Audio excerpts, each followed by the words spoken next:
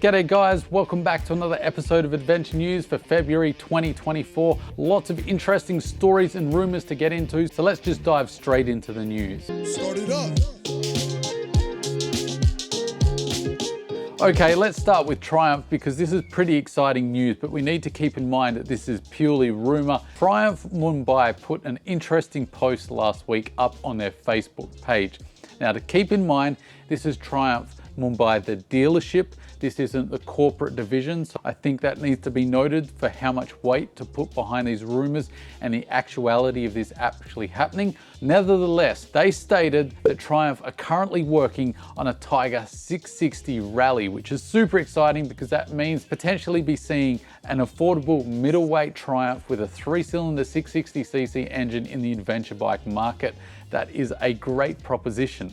But even bigger than that, they said to expect this bike at the end of the year at the big international motorcycle shows, namely ICMA. They promptly took down the post as well, so I think Triumph Corporate probably gave them an extreme bollocking for leaking that news.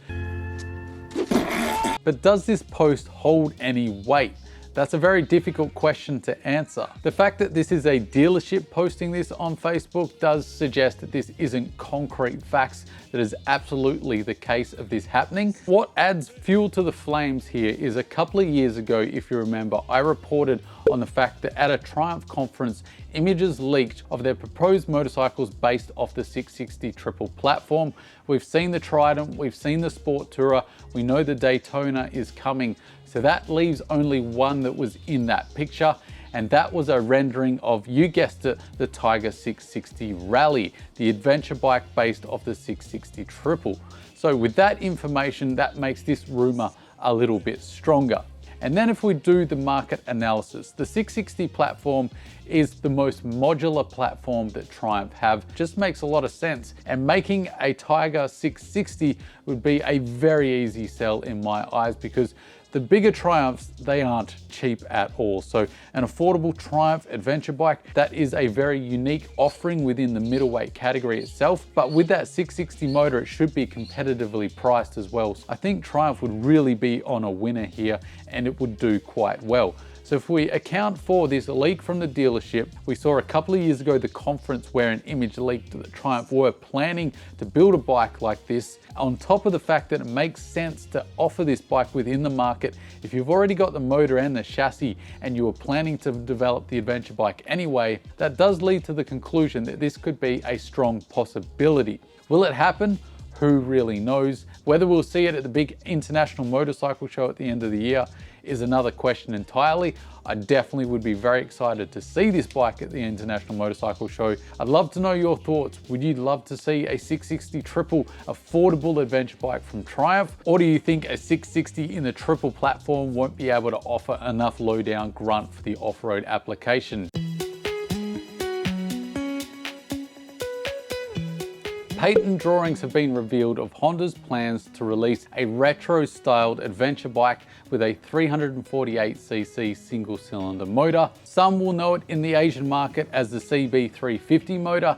Here in Australia, and I think in India as well, it's called the Cb350. Now this little motor does only make 21 horsepower, but it does make a nice little dollop of torque at 29 Newton meters. So while you don't win any races on this bike, it does suit the kind of riding that people loved about the 411, exploring the back roads and just having a bit of fun in the dirt at your own speed. The other oddity here too is that patent drawing bears a lot of similarity to the old Himalayan 411 that's now been discontinued.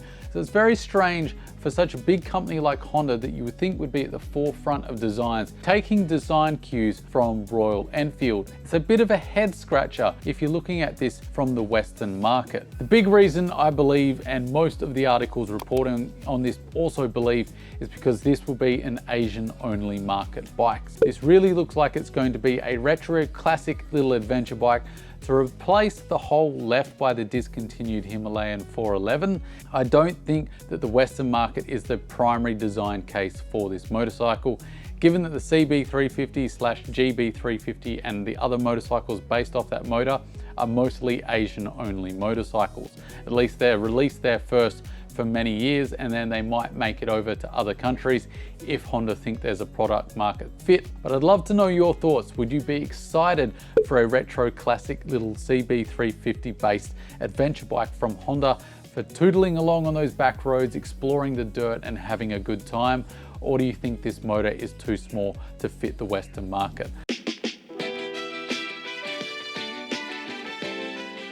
Next up, we've got Royal Enfield. They've been caught out testing a 650 Classic as well as a 650 Scrambler. Yes, finally you think to yourself, a potentially dirt-capable version of the 650 platform makes roughly 47 horsepower and 52 Newton meters of torque and a 6-speed gearbox. There really isn't much information to go on here, but we can see from the pictures a few interesting things. That does look like a 1917 wheel setup, which is encouraging. It means that front wheel will be a bit better in the dirt than a traditional road setup of the 1717. On top of that, it's spoke wheels as well, which is what we want to see when we're hitting the dirt. We can also see in that picture that there is a single-sided exhaust as well, so it doesn't have the twin exhaust of basically all the other 650s in the range. So that potentially means that this could be lighter, because that's also what we'd like to see, as these are fairly heavy for a 650 motor. The Interceptor 650, which is probably the closest thing to this Scrambler, is roughly 218, 220 kilos. I think dropping a little bit of weight would be a really good idea. The other design choice here, I think, makes a case that Royal Enfield have thought about this thing going into the dirt, at least to a little degree. One is you can see those tires on the bike do look like they have a little bit of off-road capability. This could be a marketing gimmick to make it a little tougher and more appealing to those people looking for a Scrambler, but it does suggest that it at least has a little bit of dirt capability. On top of that, the suspension choice here. Not all of Royal Enfield's 650s have the upside down shower forks, which are the better forks. You see them on the Super Meteor 650. But we also see a version of these USD forks on the Himalayan 450 as well. And we're seeing them here in these spy shots of the 650 Scrambler. The traditional forks that you see on the Interceptor and the GT, which have no business at all in an off-road application. The fact that Royal Enfield chose to put the USD shower forks on this bike suggests that maybe they do have intentions of this bike hitting the dirt to some degree. So if you're looking for a Himalayan 650, this might be the closest thing you'll get to in a while. Or if you're looking at the 650 range and you really wish that you had just a little bit of dirt capability, then this could be the bike for you. Nothing has been officially confirmed by Royal Enfield themselves, so keep that in mind. These are only spy shots, and who knows, maybe one day we'll hear that they've designed a 650 Himalayan. But would that 650 Himalayan be too much competition for the 450 given the similar power specs? I'm not really sure, but I'd love to know your thoughts. Next up, we've got disappointing news. Honda have announced that the 300L and the 300 Rally are unchanged for 2024. Why is that on this news channel when there's no news at all?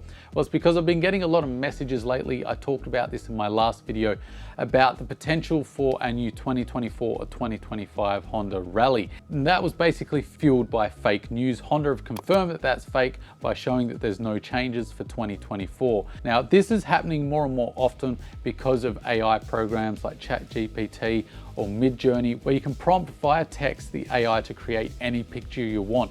So people are creating fake bikes, putting them into YouTube videos and passing them off as bikes that are actually coming, preying off your excitement and getting free views, when it's just not the case. This is fake news. And unfortunately, that 300 Rally story was one of those fake news stories. So I wanted to put this up in Adventure News that this will be an unchanged motorcycle for 2024.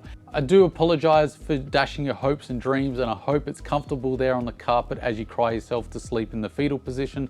I'm in a glass case of emotion! But the Honda 300 Rally and the 300L are remaining unchanged for 2024, and I would expect will remain unchanged for the rest of their life on the showroom floor, as that's Honda's MO with dual sports. Once they release it, if it ain't broke, they don't fix it. Don't forget to like, share, and subscribe, and as always, don't forget to stay shiny side up.